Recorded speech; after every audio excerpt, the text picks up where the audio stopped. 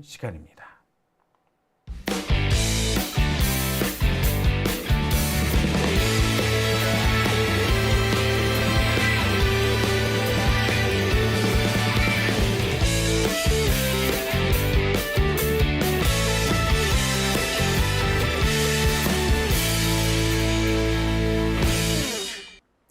네, 오밤중의 뉴스 함께하고 계십니다.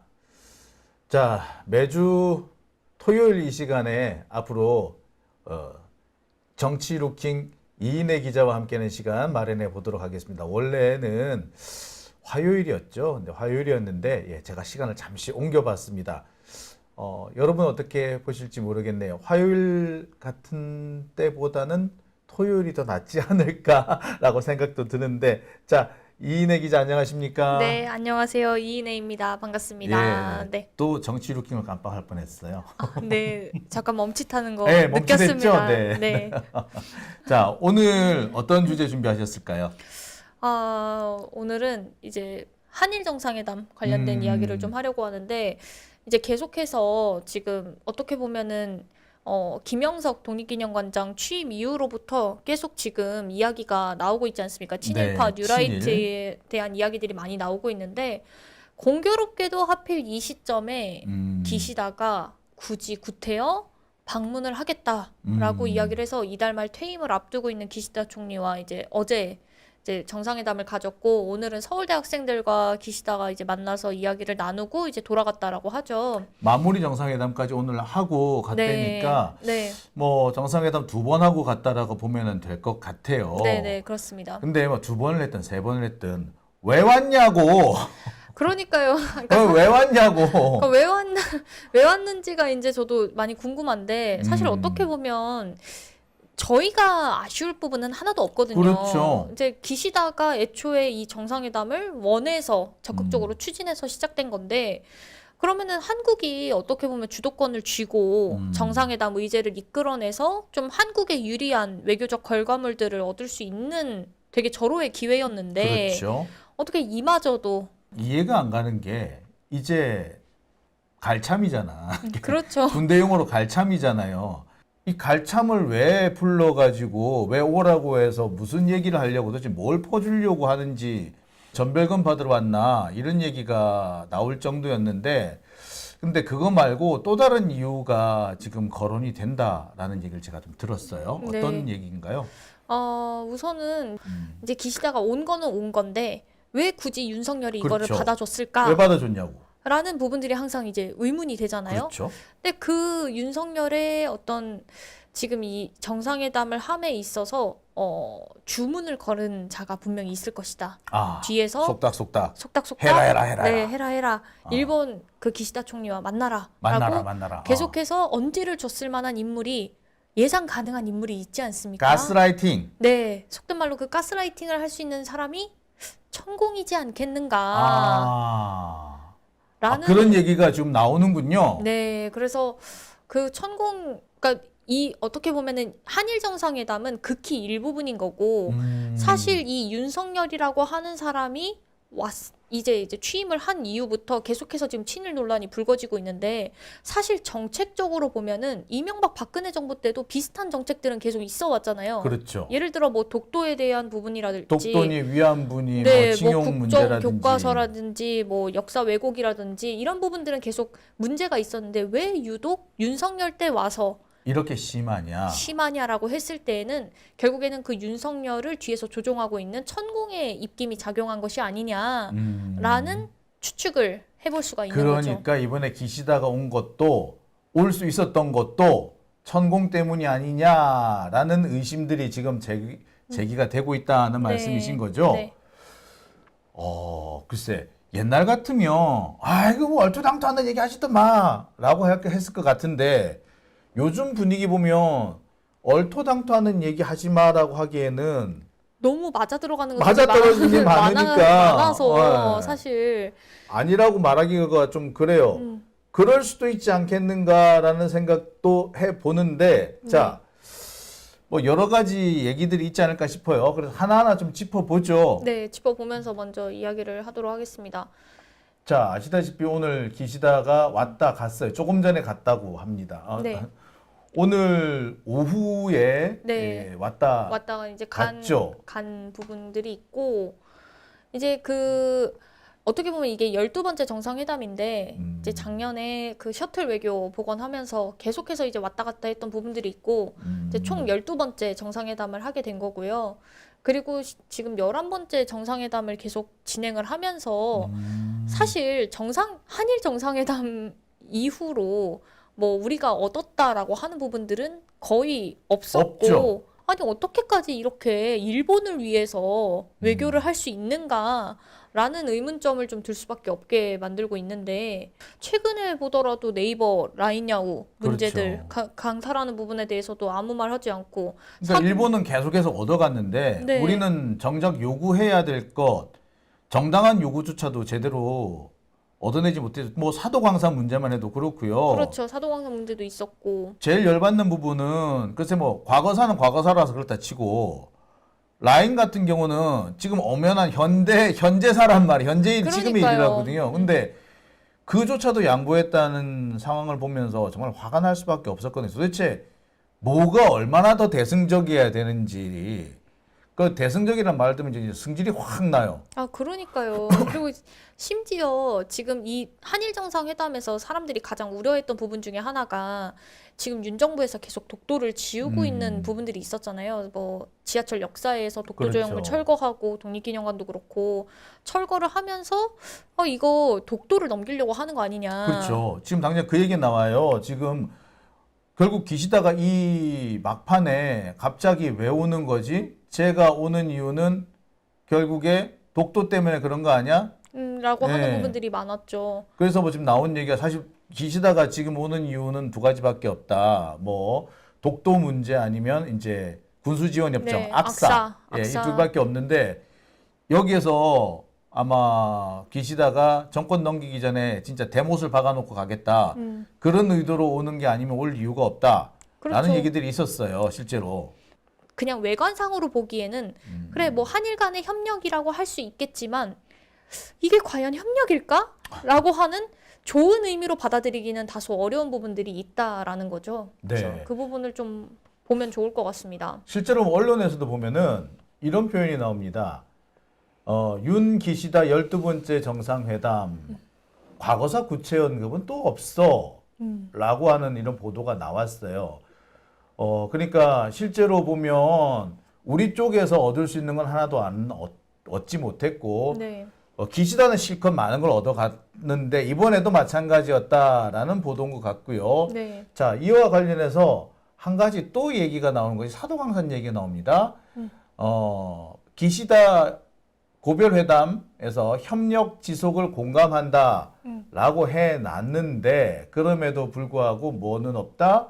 사도광산에 대한 언급은 없다라는 보도가 나갔습니다. 그러니까 이번에도 우리 대한민국에서 얻어낸 건 없고 퍼주기만 한 거다라는 그렇죠. 얘기인 그렇죠. 거죠. 우리만 보는 것이 아니라 지금 언론에서도 똑같은 보도가 나오고 있다라고 보는 게 맞겠네요. 네네. 어떻게 보면은 원래 이 대한민국과 일본과의 관계에 있어서 어쨌든 가장 중요한 게 과거사 청산인 거고 사실 우리 입장에서는 일본한테 너희들도 독일과 같이 너희들도 과거사를 청산하고 거기에 대해서 지속적인 반성을 해라라고 충분히 요구할 수 있는 상황인데 당연히 해야죠. 그런데 일본이 그걸 하고 있지 않으니까 우리가 어떻게 보면은 그 협상 테이블에서 그런 이야기들을 하면서 할 수 있는 건데 지금 전혀 그런 이야기들이 없었고 기시다는 그냥 그거에 대해서 그냥 뭐 대단히 슬픈 일이 있었다 정도로 그냥 유감을 표명하는 그렇죠. 정도에서 끝났거든요. 개인적으로 볼 때 그렇더라. 네, 그것도. 네. 그것도 그렇게 이야기를 하고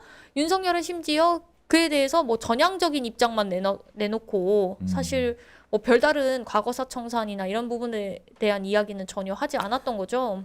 그래서 지금 언론을 잘 뒤져봤거든요. 근데 이런 보도가 나옵니다. 윤석열과 기시다는 전날 정상회담에서 지속적인 한일 관계 개선 필요성에 대한 인식을 공유하고 지역 내 안정을 위한 한미일 삼각 협력을 강화하기로 했다. 그 다음에 재외국민 보호 협력 각서 체결하고 출입국 간소화 방안을 모색하기로 했다.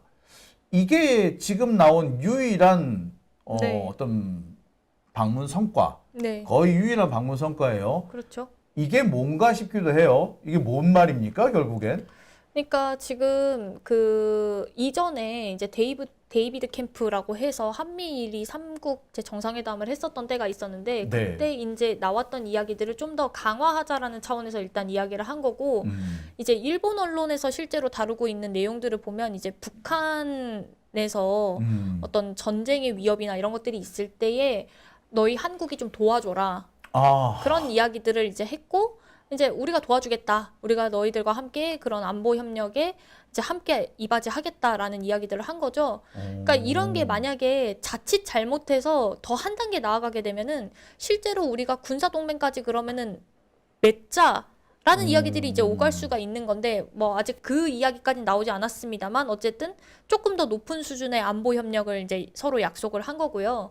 그 다음에 그 재외국민 보호 협력 각서 같은 경우에는 저희가 지난해 4월에 수단에서 쿠데타가 있었고 네. 그 다음에 이스라엘 하마스 전쟁이 10월에 있었는데 그때 이제 재외국민들 한국과 거기 안에 있었던 한국인이랄지 일본인이랄지 이런 사람들이 있었을 때 이제 특히 이스라엘 하마스 전쟁에서 한국인 수송기에 일본인들을 태워갖고 왔던 적이 있어요. 그래서 그거에 대해서 되게 일본인들이 고마워하고 그 다음에 기시다 총리가 실제로 자기 자국민들을 데리고 왔어야 되는데 제대로 데리고 오지 못해서 그리고 그 이제 데리고 올 때에 너희들 돈 내라 이런 식으로 얘기를 해서 자국민들한테 욕을 엄청 먹었거든요. 기시다가. 그래서 그러면은 이 제3국에서 위험한 일이 있었을 때에 우리 한국인들 그리고 일본인들 너희들 서로 이제 도와주면서 데리고 오자. 각 자국으로 잘 이제 반환할 수 있도록 도와주자라고 이야기를 그러니까 했다라는 제3국 거죠. 같으니까 아까 그 사실 뭐 위험 지역 같은 데들 뭐 몇 년 전에는 왜 뭐 괌인가요, 사이판인가요, 뭐 그 해일 나고 뭐 네네네. 화산 터지고 했을 때 우리나라라든지 일본 쪽 그 교민들을 긴급 그 대피시킨 사례가 있었어요. 그때 네네. 문재인 대통령이 처음으로 우리나라 국적기와 군수송기를 보내서 우리 교민들을 데리고 왔거든요. 그리고 이제 그 우리 그 독도함 같은 걸 파견하기도 하고 막 그랬었어요. 근데 그 이후에 우리나라가 자주 이제 외국에 있는 교포들 직접 탈출시키는 작전. 그다음 아프간 사태에서도 같이 네네네. 했단 말이에요. 근데 일본이 그 정도로 못했어. 아시다시피. 그런데 앞으로 이제 그런 일이 생겼을 때 한국과 일본이 협력하자. 네, 서로 도와주자. 그래서 근데 그런 일단 이야기들 그 한 얘기는 거죠. 뭐 딱히 나쁘진 얘기는 아닌데 네. 사실 난 이 얘기 들으면 조금 기분 나빴던 게 뭐냐면 그러면 이렇게 되면은 한국하고 일본이 서로 이제 도와줘야 되는 거잖아요. 상호 협력이잖아. 상호 협력. 그러면은 우리도 도움이 되고 일본도 도움이 돼야 되잖아요. 서로 윈윈이 돼야 되는 거죠. 예. 근데 기본 일본은 도움이 되는데 우리는 도움이 안 될까? 일본이 맞아요. 실제로 그 가지를 않을 거고 갈 수가 없어요. 능력이 안 돼요. 그러니까 수송할 수 있는 능력이 안 돼요. 능력이. 네. 그러니까 민항기는 일본이 많이 가지고 있는데 일본 민항기 그 국적기 그 항공사들이 일본 정부 말을 잘 안 들어요. 우리는 정부 말을 안 들으면 작살 날 텐데 바로 압수수색인데. 네. 예. 그래서 그렇게 쉽게 움직이지 못하는 것도 있고 장거리 수송 능력은 우리가 더 일본보다 더 있을 거예요. 그러니까요. 그러니까 어떻게 보면은 기시다 총리의 뭐 문제라고 할 수 있지만 일본 자체 내에서 이미 뭐 행정이나 이런 부분들이 우리나라만큼 간소화되어 있지도 않고 또 어떻게 보면 말씀하신 것처럼 수송 능력이나 이런 부분들이 조금 다소 약하기 때문에 어떻게 보면은 한국 입장에서 도움이 크게 될 만한 부분은 없고 사실 저희는 저희가 하던 대로 그냥 수송을 하면 되는 건데 일본이 거기에서 한 이제 숟가락을 얹는 부분들. 그러니까 아마 총 수송 능력은 아마 일본이 뛰어날 거예요. 근데 장거리로 하자면 우리가 더 나을 수도 있고 그다음에 아마 신속성이나 그 아마 순발력은 우리가 더 뛰어날 거예요. 네. 결국에 뭘 의미하냐면 일본 애들 탈출시킬 때 한국군 좀 쓰자. 그러니까 손 안 대고 코 풀겠다 이런 거죠. 네. 우리가 이제 시다발이 해주는 거예요, 사실. 그러니까 이게 그 얘기군요. 네. 이거를 한미일 삼각 협력 강화라는 네. 핑계를 대면서 재외국민 보호 협력 각서 이야기를 했던 거고 출입국 간소화 방안 이건 또 뭐죠? 출입국 간소화 방안은 지금 현재 한일 양국 간에 서로 이제 왔다 갔다 하는 관광객들을 계산했을 때 연 1,000만 명 이상이라고 해요. 그래서 이 1,000만 명 이상이나 되니까 우리 한일 양국 간에 출입국 간소화를 해서 관광객들 많이 받고 이제 뭐 비자 받는 거나 출입하거나 이런 부분에 어려움이 없도록 하자라는 차원으로 이야기를 한 건데 근데 이게 조금 위험하다고 저는 생각이 들었던 게 지금 일본 자민당, 그러니까 현재 그 일본 국내 정세를 조금 보자면 지금 일본 국내에서는 이 자민당에서 실제로 이 자위대를 헌법에 이제 명시를 해서 자위대의 존재 근거를 명문화하려고 하는 작업들을 지금 하고 있거든요. 뭐 자위대는 사실 지금 민병대랑 비슷한 그런 네. 느낌이거나 국제법상 경찰 강화된 경찰군 같은 그런 느낌인데 이걸 정식 국군, 네, 일본군으로 만든다는 거죠. 인정을 받겠다 이런 작업들이 진행 중이죠. 원래 평화헌법 구조에 따르면은 애초에 이 육해공군 어떤 전력 배치랄지 못하게 뭐 돼 이런 있죠. 것들 다 못하게 되어 있는 건데 이걸 지금 평화헌법에 배치를 해서 자위대라는 것들을 어떻게 보면 일본 군대로 격상을 시켜서 실제로 전쟁을 할 수 있게끔 만드는 구도로 지금 만들려고 하는데 이렇게 되면은 예를 들어 한반도 유사시 그러니까 한반도에서 전쟁이 벌어질 경우나 혹은 중국이나 대만에서 그러니까 양안 전쟁이 벌어질 경우에 자위대를 이제 빨리빨리 배치를 시켜야 되니까 그러면 출입을 빨리빨리 시켜야 되잖아요. 그 만약에 대만에서 문제가 생겼을 때 대만에 일본 자위대 비행기를 못 보내면은 제주도 정도쯤에 와서 대기를 해야 된다, 스탠바이 해야 된다는 얘기 아니야. 그러니까요. 그러면은 빨리빨리 입국을 시켜야 되니까 그러니까 전쟁을 했을 때에 대비할 수 있는 어떤 대비책으로서 만들 수 있는 가능성이 하나가 있는 거죠. 그리고 뭐 한간에는 뭐 이제 일본이 뭐 침몰을 할지, 그러니까 일본이 어떤 이제 뭐 지진이나 여러 어려움들이 있었을 때 한국으로 대피할 수 있는 근거를 만들어 줄 네, 수도 대피소가 있다. 될 수도 있는 부분이 있는 거죠. 그래서 와, 답답해지는데 일단 그래서 일본 쪽 반응은 어떤지 좀 살펴봐야 될 것 같아요. 네. 지금 우리 이내 기자가 그 설명한 그 내용들을 자세히 진짜인지 확인해 보려면 일본 쪽 반응을 좀 살펴봐야 되겠거든요. 네. 자, 일본 쪽의 보도가 어떻게 나오는지 한번 보겠습니다. 네. 자, 일단 우리나라 언론에서는요, 기시다하고 12번째 정상회담을 했는데 출입국 간소화 협의 이게 제일 중요한 것으로 네. 이렇게 보도가 되고 있는데 자, 일본 쪽에서는 뭐라고 하고 있느냐? 일본 산케이 신문이군요. 네네. 자, 이 산케이 신문 보도를 제가 한번 보겠습니다.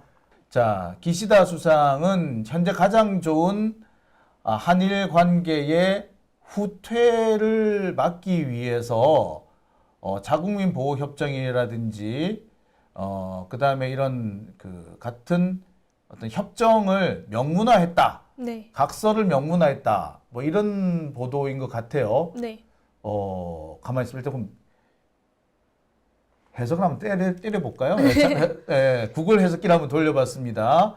자, 이렇게 됩니다. 기시다 총리 최고의 한일 관계 후퇴 저지를 위해서 자국민 보호 등 협력 강화가 담긴 각서를 체결했다. 네. 아. 지금 어쨌든 윤석열과 기시다의 관계가 이제 좋으니까 그 관계가 후퇴되는 것, 그러니까 혹여라도 그 윤석열 이후의 정권이나 혹은 기시다 이후의 정권이 바뀌었을 때 서로 그래도 이 한일 관계, 이 좋은 관계는 유지하자라는 차원에서 기시다가 어떻게 보면 대못을 받고 딱 갔다라는 부분들이 담겨 있는 거죠. 조금 이게 약간 조금 헷갈릴 것 같아가지고 제가 번역을 좀 바꿔 보겠습니다. 번역이 아마 이렇게 된 것 같아요. 기시다 총리가 최고의 한일 관계가 후퇴되는 것을 막기 위해서 자국민 보호 등 협력 강화를 명문화한 각서를 체결했다. 네. 이 말이 맞는 것 같고요. 자, 내용을 보면 이렇습니다. 기시다 후미오 총리는 한국의 윤석열 대통령과 제3국의 긴급 사태 때 한일 양국 국민의 상호 보호 협력을 확인하는 각서를 체결했고, 그 다음에 이 부분이 좀 재밌어요. 2015년 위안부 문제 불가역적 해결을 위해 확인한 한일 합의에 그당 기시다가 외상이었죠. 외상으로 참여했지만 그 이후 문재인 정권에서 망설여진 쓰디쓴 기억이 있다.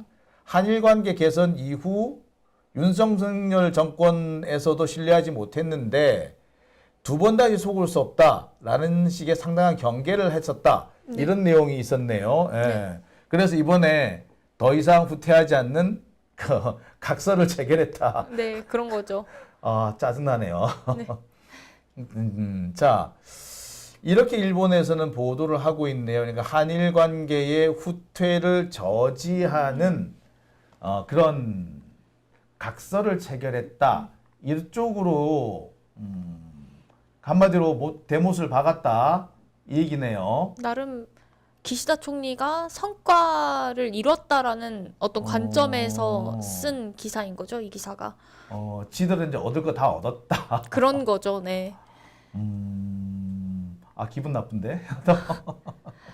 그러니까 이게 지금 기시다 총리가 애초에 여기 한일 정상회담을 하고 이 한국에 들어올 때부터 본인이 이제 어떻게 보면 지지율이 가장 낮았던 이제 총리 그쵸. 중에 하나였기 때문에 그 지지율 개선에 있어서 항상 한국을 이제 염두에 두고 우리가 이만큼의 성과를 이루어냈다. 그러니까 어떻게 보면 일본에서는 지금 한국과의 관계 그리고 특히나 역사적인 부분들 민감하잖아요. 그 민감했던 부분들을 해결해 나가는 부분을 굉장히 큰 성과로 치부하고 있는데 그런 관점에서 쓰여진 기사인 거죠, 이 기사 자체가. 그러니까 결국에 기시다가 나가기 전에 마지막으로 자기 치적을 남기기 위해서 치적을 네. 쌓기 위해서 어떻게 보면 이제 확실하게 만들기 위해서 한 거고. 한국을 왔다. 그리고 이게 나중에 실제적으로 뭐 다음 총리가 들어왔을 경우에 적어도 한일 관계에 있어서 기시다라고 하는 사람한테 가야 된다. 그러니까 기시다는 나름대로 그 한일 관계에 있어서 본인의 입지를 쌓을 수 있는 최적의 조건이 되는 거죠. 그러니까 한마디로 기시다 좋은 일만 해줬다라는 건데. 그렇죠. 자, 이와 관련해서 일본 쪽에 재밌는 보도가 있습니다. 자, 요 보도예요. 보니까 강제징용 문제에 대해서 일본 쪽에서 상당히 신경을 쓰는 것 같아요. 징용공 소송 문제라는 얘기를 했습니다. 자, 이른바 징용공 소송 문제에서 해결책 제시 등 윤 씨의 진심을 확인한 기시다 총리가 단번에 관계 개선에 착수했다라는 보도를 이번에 했어요. 이게 되게 전 보고 당황했는데, 그러니까 기시다가 이번에 이렇게 온 것도 윤석열이 한일 문제 개선에서 뭐 진정성이 있다라고 생각해서 왔다는 거 아니야? 그렇죠. 지들 편이라고 생각해서 이렇게 왔다는 거네요. 그리고 어떻게 보면 이제껏 한일 관계 문제에 있어서 이렇게까지 나서는 사람이 없었는데 윤석열이라는 사람이 이렇게까지 나선다고? 이렇게까지 우리를 위해 준다고? 기시다가 깜짝 놀란 거죠. 자, 사실 제가 이 보도가 이제 쌍케이 보도라서 별로 이렇게 크게 신뢰는 안 왔는데, 이 문제 제가 보면서 제가 깜짝 놀랐던 게, 자, 이 기사를 한번 보실게요. 자, 이 기사를 보시면 처음 시작은 기시다의 방한 성과 이런 얘기를 쭉 해요. 그래서 각서를 체결했다라고 돼 있는데, 기사 말미에 보면 뭐라고 나오느냐면, 어떻게 해서 기시다가 한일 문제에 이렇게 적극적이 됐느냐. 옛날에 한번 그 위안부 문제 가지고 박근혜 정권 때 있죠. 이렇게 네. 합의를 봤었는데, 이게 문재인 정부에서 뒤집어지니까 되게 좀 열받았던 적이 있다. 그래서 윤석열 정권도 사실 못 믿었는데 두 번 다시 안 속는다 그랬는데, 근데 윤석열 정권이 어떻게 했다고? 매우 적극적으로 나왔을 뿐만 아니라 진심을 보여주더라. 징용용 문제에서 진심을 인정을 받을 수 있었다. 그래서 적극적으로 관계 개선에 착수했다. 결국에 뭐야? 윤석열이 갖다 바쳤다. 그래서 야, 내가 한번 봐준다. 이랬다는 얘기 아니에요? 그렇죠.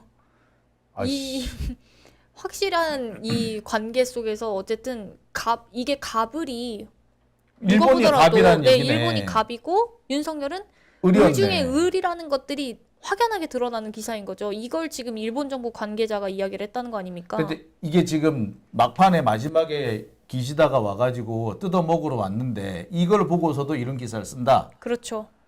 자, 또 하나의 기사를 보겠습니다. 이거는 요미우리 신문 기사예요. 아까는 산케이 이제 극우 기사니까 그렇다. 아사히. 자, 아사히 신문에서는 뭐라고 보도를 하고 있느냐? 이렇게 보도를 하고 있어요. 제3국 긴급 사태 상호 국민 철수 협력 한일 각서. 자, 그런데 한반도 유서시 일본인 대피 계획은 다루지 못했나? 네. 자, 뭐 그러면서 제3국에서 유사시에 자국민, 한일 양국의 자국민 대피를 위해서 협력하는 각서를 최고결에 놓고 일본의 30년간의 수건 사업인 한반도 유사시 일본인 탈출 계획, 대피 계획은 왜 안 만들었느냐? 그러니까 지금 이 내용이 어쨌든 계속해서 이 일본이 걱정하는 건 한반도 유사시에 일본인들 어떻게 대피를 시킬 거냐, 한반도에 있는 사람들 어떻게 대피시킬 거냐, 이런 부분들이 지금 문제가 되는 거고, 이 내용 뒤에 보면은 실제로 일본에서 그럼 자위대를 한반도에 보냈을 시에도 자위대에서도 이 일본인들을 대피시키는데 부족하다, 어려움이 있다. 그러니까 이 부분을 더 어떻게 타개를 할 것이냐, 기시다가 그걸 얘기를 했어야 된다, 윤석열과. 그러니까 질책하는 기사인 거예요, 기시다를. 한국의 그 자원을 이용해서 네. 일본인들을 탈출시킬 수 있도록 해야 한다. 네, 어떻게 할 거냐. 철저히 일본 국익적인 관점에서 지금 쓴 기사인 건데. 알아서 하라 그래. 그러니까 일본은 이렇게까지 지금 보고 있는 거예요. 그런데 우리나라는 지금 어떻게 보면 이런 일본의 상황을 속내를 전혀 파악하지도 못하고 있고. 보기에 따라서는 한반도에 먼저 문제가 생겼을 때 자위대를 한반도에 보내겠다. 그런 것까지도 지금 염두에 두고 쓴 기사인 거죠. 그러니까 벌써부터 일본은 그 모닝 컨설트 여론조사 결과인데요. 이게 여론조사가 아직 9월 달치가 발간이 안 됐어요. 9월 달치가 발간이 안 됐는데 순위에 약간의 변동이 있습니다. 윤석열이 꼴찌가 됐어요. 어머나? 원래는 순위 변동이 그러니까 새로 발표가 안 되는데 갑자기 순위만 바뀌었어. 원래 8월 달에 발표되고 9월 달치가 이제 아직 발표가 안 됐어요. 내일 모레 좀 발표될 것 같은데. 네. 그런데 갑자기 윤석열이 꼴찌가 됐어. 왜? 이유가 있습니다. 그 사이에 이 8월 달 여론조사 결과가 발표되고 난 다음에 기시다가 없어졌어요. 꼴찌가 됐군요. 그러면서 윤석열이 꼴찌가 된 거예요. 참네, 진짜. 예, 여러분들 아이고. 놀라셨을 겁니다. 기시다가 그러니까 꼴찌가 원래 기시다였잖아요. 꼴찌가 기시다였는데 그 꼴찌가 사라지다 보니까 윤석열이 지금 꼴찌가 됐군요. 윤석열이 꼴찌가 돼버린 겁니다. 자, 여러분 보실까요? 제가 한번 보실게요. 자, 이게 어디 갔지? 예. 아이고야, 예. 자, 한번 보실게요. 보이게 됩니다. 네. 기시다. 그러니까 위에하고 이게 밑에가 사실 같은 위에 거하고요, 밑에 거하고 사실 같은 여론조사예요. 수치가 하나도 안 바뀌었죠. 근데 꼴찌만 사라졌습니다. 꼴찌가 기시다가 꼴찌였는데 기시다가 사라지고 윤석열이 꼴찌가 됐어요. 이유인즉슨 기시다가 사라졌기 때문인 거예요. 윤석열 입장에서는 이거 하나만 봐도 영혼의 단짝이 아니었을까. 참. 아니 그럼 생각이 나름 들어요. 그럼 나름 그 불명예 아닌가요? 이거는 참. 그러니까 어떻게 보면 자기의 불명예를 기시다가 맨 온몸으로 막아주고 있었는데 지금 사라졌으니까 아쉬운 거지. 그러니까 친구야 가기 전에 그동안 고생했다. 내가 많이 퍼줄게. 이러고 있는 게 아닌가. 윤석열은 이렇게 했다 치고 그러면 김건희는 뭐 했대요? 김건희는 이제 그 기시다 부인과 함께 영부인과 함께 가서 연습생들을 만났습니다. 무슨 연습생이야? 이제 K-팝에 관련된, 그러니까 가수를 준비하고 있는 연습생들을 만나서 지금 일본도 그렇고 한국도 그렇고 지금 일본이 한국의 케이팝 문화에 영향을 많이 받았기 때문에 거기에서도 지금 연습생이나 이런 부분들이 좀 활발하게 움직이고 있거든요. 네. 한국처럼 일본도 그룹을 만들고 있고요. 아이돌 그룹을 만들고 있고 그다음에 한국에서 프로듀스 101이라고 해서 101명의 아우 옛날에 연습생들이 몇 년 전에 상당히 유행했죠. 군무를 막 핑미 하면서 추던 것들이 있었는데요. 네. 근데 어쨌든 그 연습생들 그런 이제 프로그램을 따와서 실제로 일본판 프로듀스 101을 진행해서 여자판, 남자판 이렇게 진행을 했었는데, 그러니까 그만큼 일본이 한국의 케이팝 문화에 지금 많이 영향을 받고 있는 부분이 있거든요.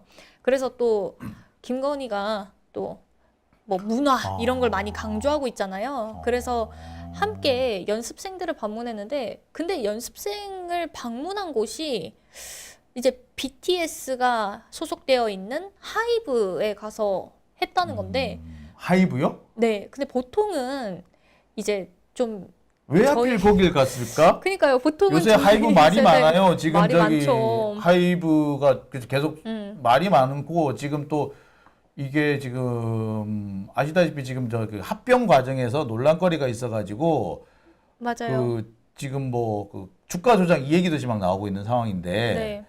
거길 왜 갔을까?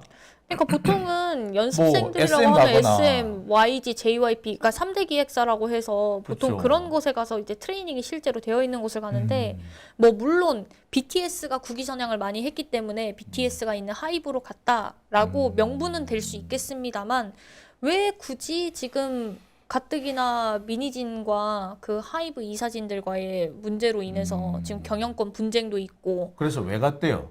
뭐 얘기가 좀 있는데, 나오고 있는 모양이던데. 사실 이거는 좀 카더라입니다. 카더라. 아 카더라. 네, 카더라인데 어. 원래 이제 한참 처음에 그 미니진과 이제 이 하이브 이사진들 간의 그 경영권 분쟁이 한참 나오던 때에 하이브에서 사이비 논란이 있었습니다. 오 그래요? 그 사이비 논란이 있었는데 이제 다널드라고 해서요. 단월도 들어봤어. 들어보셨어요? 옛날에 단학선언. 네, 맞아요. 좀 사실 좀 조금 좀 문제를 좀 네. 일으키기도 했죠. 네. 네. 그래서 그것이 알고 싶다 해서도 그 단학과 관련된 발언 이제 영상들을 내보내가지고 그것이 알고 싶다 제작진들 찾아가서 시위하고 항의하고 뭐 이랬던 적이 있었습니다. 근데 어쨌든 다널드가 하이브와 연관되어 있다라고 하면서 뭐 하이브의 그 회사명 이나 그다음에 방탄소년단이 한참 이제 러브 유얼셀프라고 하는 캠페인을 진행을 했었거든요. 그 앨범도 만들었고. 근데 그 러브 유얼셀프가 다널드에서 이야기하는 정신교육의 일환이다. 그런 얘기들도 있었고, 다널드에서 운영하는 이제 어떤 프로그램이랄지 대학원이랄지 그런 것들을 방탄소년단이 이수를 했다. 이런 이야기도 있었고요.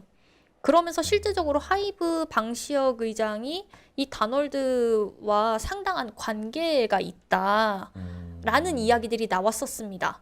자, 그래서 그 단월드 때문에 기시다의 부인, 그다음에 김건희가 하이브를 갔다고 볼 만한 다른 근거가 있어야 될 거잖아요. 왜냐하면 그 다널드와 한참 연관이 있다고 나왔던 게 천공이었어요. 천공이 단월드랑 연관이 있다고? 그러니까 다널드 어떤 부분이 비슷하던가요? 뭐 예를 들면 이제 천공이 계속 이야기하는 뭐 일본에 대한 부분들이나 혹은 뭐 이제 뭐 하늘 뭐 땅 뭐 이런 식으로 그 천공이 내세우는 여러 교리들이 있는데 그런 교리들이나 이제 어떻게 보면 그런 정신 이런 부분들이 단학에서 영향을 많이 받았지 않았겠는가 라고 하는 부분들이 있었습니다. 이거는 진짜 카더라예요, 카더라. 그래서 그 천공이 한참 이야기가 나왔을 때, 그러니까 다널드 얘기가 나왔을 때 천공도 이야기가 나왔었고, 그 천공이 이야기가 나오면서 실제적으로 이 사이비 논란이 계속해서 불거졌던 부분들이 있었거든요. 사실 뭐 천공 같은 경우에는 이 양반이 그 친일적인 발언을 되게 많이 했죠. 그렇죠. 그리고 보면은 일본을 찬양하는 발언도 많이 했던 것 같고, 네. 이거 하고 있는 행석도 보면은 어떨 때 보면은 조금 이상하게 보이는 부분, 특히 일본 그 신교라고 하나요? 네. 이쪽과 연관이 있어 보이는 행동을 좀 많이 해서 그렇죠. 의심을 많이 받기도 했죠. 그렇죠. 근데 그게 이 다놀드 이쪽들과 관련이 있고 그게 또 하이브랑 연결성이 있어서 이번에 갔을 수 있다. 네, 이런 게 그러니까 이런 거를 단순하게 이럴 수도 있지 않을까라고 보기에는 너무 맞아 들어가는 부분들이 있는 거고. 그런 얘기가 계속 돌았으면 나 같으면 일부러라도 안 갔겠다. 근데 그거 보니까 제가 안 그래도 지금 조금 전에 찾아보니까 그런 얘기가 제법 많이 돌았더군요. 네. 그래서 천공, 윤석열, 뭐 하이브 이렇게 해서 이렇게 보니까 꽤 여러 가지 문서들이 꽤 많이 돌았고 네. 아는 사람들은 다 알더만요. 근데 관계가 있는지 없는지는 모르겠으나 하여튼 꽤 많이 돌았던데 그랬으면은 나 같으면 안 갔겠다. 근데 굳이 갔다라는 게 난 그게 의심스러워. 얘기가 한참 나왔던 게 천공이 용산 대통령실 그 집무실 이전할 때도 천공 본인 스스로도 내가 그렇게 옮기라고 했었다 이야기를 했었고 이제 천공의 이야기들이 계속 나올 때에 윤석열도 때마침 이제 용산 대통령실 집무실 이전과 관련된 뭐 브리핑 발표랄지 이런 것들도 천공과 똑같이 이야기들을 해왔었고 그 다음에 2000이란 숫자에도 유난히 집착을 하잖아요. 그렇죠. 지금 의대 정원 2,000명 증원한다 그런 얘기도 있고 대통령실에서 쌀 기부를 했는데 2,000kg을 하고 굳이 2,000. 네, 우크라이나 재건 사업에도 2,000조 투입한다 그러고 뭐 학폭 수사관에도 2,000명 투입한다 그러고 2,000공이에요. 2,000공이잖아요. 천공도 2,000공이야. 그래서 2,000이라는 숫자에 이렇게 집착하는 걸 봤을 때 결국에는 이 윤석열이라고 하는 사람이 천공의 입김을 많이 작용이 돼서 거기에 많이 영향을 받고 있구나라고 그렇죠. 생각을 할 수가 있는 거죠. 그런데 여기서 하이브하고 연결관계까지는 얘기가 됐고 그 다음에 단합선언하고 천공화의 관계가 어느 정도 있다라까지 나왔거든요. 근데 그래서 단합하고 또는 하이브하고 천공화의 관계가 좀 궁금한 부분이 있어요. 좀 더 그 부분을 좀 자세히 알고 싶어요.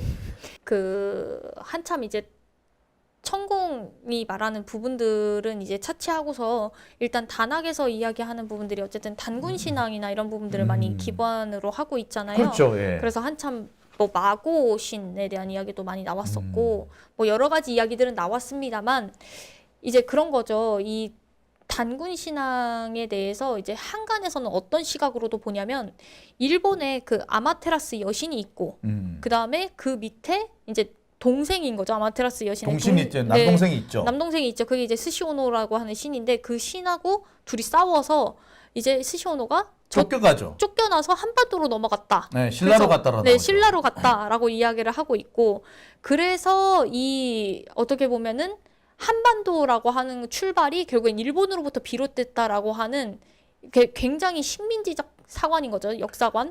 그렇게 왜곡을 하는 사람들이 있군요. 네, 이렇게 왜곡하는 동시에 결국에는 단군이라고 하는 것도 스시오노다. 그렇게 끼워 맞추면은 식민사관이 만들어지는 거죠. 그래서 이거에 대해서 물론 이게 일제 주류의 역사학이나 이런 건 아니었지만 그 일제 시기의 역사학 중에서 이런 걸 연구하는 사람들이 있었고 그러니까 뭐 소위 말하는 신도 이쪽 사람들 중에는 그렇게 끼워 맞추는 사람들도 나오겠네요. 네, 그러니까 일본 서기 쪽에 나오는 얘기가 사실 일본 신도의 어떤 뭐 바이블처럼 되어 있으니까 그렇죠. 그런 식으로 끼워 맞추는데 그 흐름이 지금 그래서 천공하고 이어진다는 말씀이신가요? 우리의 역사가 단군으로부터 출발했고 어떻게 보면 이 단군을 통해서 우리는 우리만의 독자적인 역사를 그쵸. 만들어 왔어라고 하는 그런 어떻게 보면은 독립적인 사관이 있는 건 민족 사관이 있는 건데 대종교 쪽에서 이탈에 나온 배신자들이 있었는데 그 사람들이 단군 신앙을 왜곡해서 일본의 그 침략이라든지 이거를 합리화했다라는 기록이 현재도 남아 있긴 해요. 그 기록은 분명히 남아 있어요. 그러니까 그래서 그때도 보면서 어떻게 단군 신앙을 왜곡을 하면은 그 일본의 침략을 합리화시킬 수 있지라고 제가 의아해했던 적이 있는데 방금처럼 뭐 마고신을 만약에 아마테라스 형태로 하고 단군을 그 스시오노 이렇게 이어 맞추면은 그렇게 되겠네. 그러면서 그 단군 신앙 그러니까 결국에는 천공도 윤석열한테 뭐 정확하게 워딩은 모르겠습니다만 너가 일본을 잘 되게 해주어야 그래야 네 영혼이 잘 되고 너가 범사에 잘 되고 그리고 그게 결론적으로 국민들을 잘 되게 해주는 거야라고 계속해서 옆에서 세뇌를 시키지 않았을까. 가스라이팅 같은 그런 것이 거죠. 진행이 된 것이다. 그리고 이러한 상황을 지금 김태효와 같은 뉴라이트들이 딱 보고 파악해서 이용해 먹을 수도 있다. 그 뉴라이트는 그걸 이용하고 있는 거고 일본은 이런 상황을 모르니까 기시다 같은 경우에 깜짝 놀랬던 거고 되게 뭐 알아서 이제 뭐 챙겨 먹겠네요. 그런 거죠. 그러니까 이런 부분들이 그러니까 지금 이런 얘기가 지금 계속 돌고 있는 겁니다. 그래서 건데. 이번에 기시다의 방문도 그 연장성산에서 설명해 볼 수가 있다. 그러면 결국엔 천공의 영향을 많이 받은 결국엔 천공의 영향이 아니겠느냐. 많이 받은 거고 이 부분은 앞으로 좀 더 따져봐야 될 것 같아요. 네, 확실한 건 이 나라를 이끌고 있는 건 윤석열이 아니라 다른 거다. 네, 다른 거다. 네, 라고 말씀을 드리고 싶습니다. 네. 이거 빠져드는데. 나중에 한번 더 해봅시다, 이거. 네, 알겠습니다. 네. 네, 오늘 말씀 감사합니다. 네, 감사합니다.